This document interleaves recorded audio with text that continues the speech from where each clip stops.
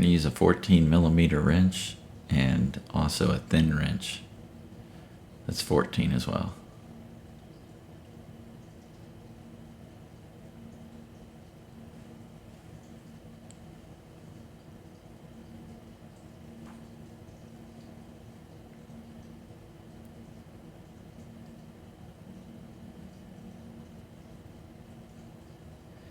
I had repacked everything and lubricated everything before, so right here we just give it a good pull. It pops right off. You can see I still had really good grease on there from about 300 miles ago when I re-greased it. This was a used bike. I bought it. It was a 2008 bike that I just purchased about 5 months ago, so it wasn't freewheeling very well, but all the gears worked. So you just pop it up a little bit, get that rubber grommet out of there, gasket.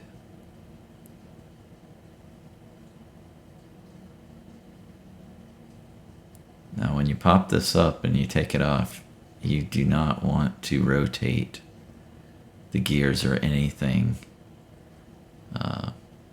because there's two springs on there that actually can come unsprung if you rotate that, and it will not be good.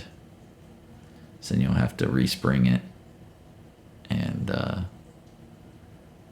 you could lose gears if you don't do it properly. They'd be all messed up. So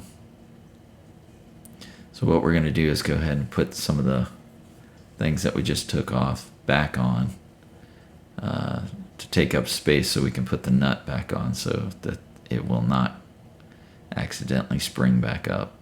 And if you don't rotate it, it shouldn't spring back up, but I don't want to take any chances because I had it happen before. So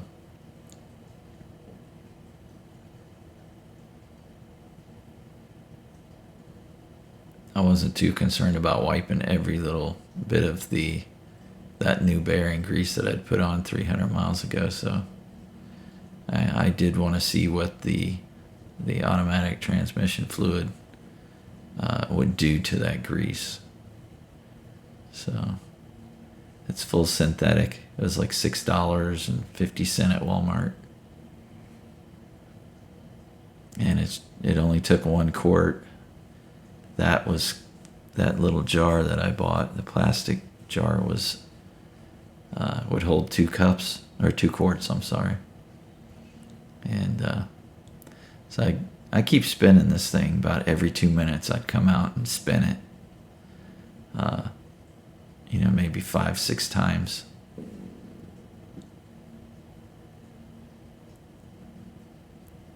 And then I'd let it sit another 10 minutes, and I would turn it every couple minutes again, just to let everything drip out. Okay, now it's time to put it back together. So we're going to re-grease it with that Shimano hub grease.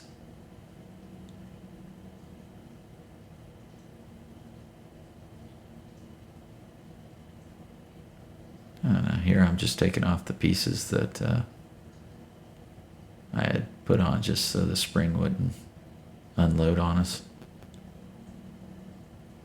I'll go ahead and put the gear back on. And when we put this back on, I'm rotating it, but not anything else. And then you just try to find those little cogs. There's 3 of them. Just put your screwdriver in there and it'll fall right down into place.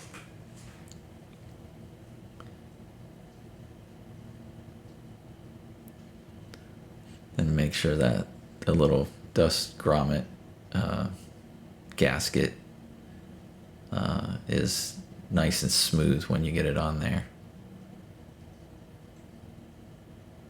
Then wipe it down so no dust gets on it.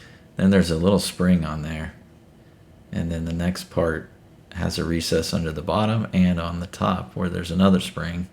Then that has a recess, and we put that on.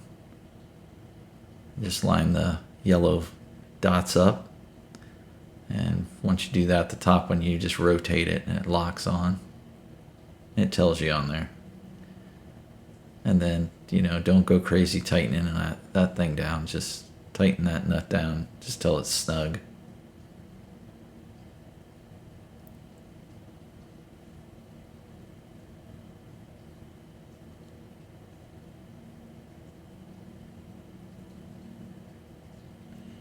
You just kind of turn it a little bit and that thing will drop back down. But I ended up picking it up and got it off of camera, so sorry about that. But it dropped back in. And then I ended up putting the bearing and the race and the nut back on. So, and when I tighten it down, I just snugged it until I didn't get any play, and then tighten the second nut on there.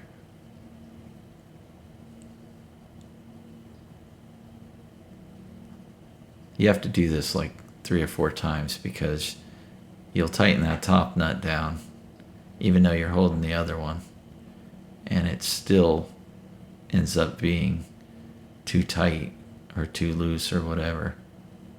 So